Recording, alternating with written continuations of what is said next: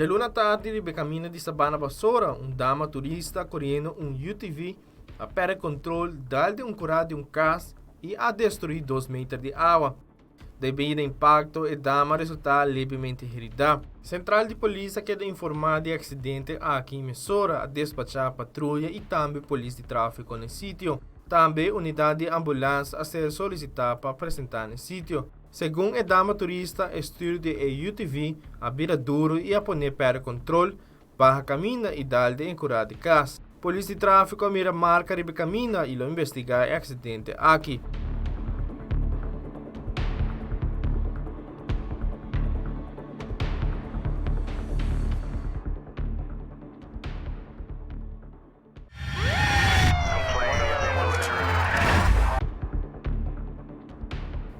Jamais passado de norte de madrugada, riba a Avenida Nelson Odibert ex Sasaki Weg, net jogando rotondo com tempo bom de Superfood, homem turista correndo Hyundai Accent a pera controle de bem caminho morra, arranca palo de luz e depois volta.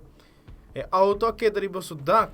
Central de polícia quer informar de acidente aqui em Messora a despachar patrulha no sítio. Na chegada de polícia, havia encontrado com o Humber para fora de auto-repórter. A agente policial solicitava ambulância e personal de Elmar apresentar no sítio. Na chegada de paramédico na Messora, brinda assistência médica no turista. Polícia de tráfico também está presente no sítio caminho a tomar data de acidente aqui.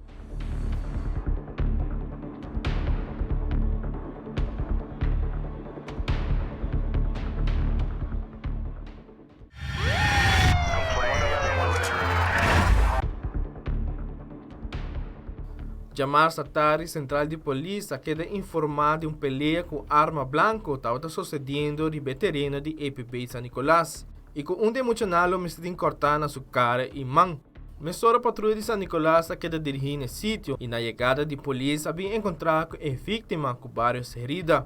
A solicitar para a unidade de ambulância apresentar no sítio, mas no momento não está tendo nenhuma ambulância disponível. Patrulha no sítio mesmo a transportar o jovem para Insam, caminhando a tratamento médico avançado. Segundo informe que a agente policial há for de testigo, o jovem depois de pelea, não estará correndo para a direção norte. Messora começou com búsqueda, mas lastimamente não pode encontrar com dicho jovem com arma branca. Pelea na escola de EPB San Nicolás e EPB Hato ultimamente está aumentando.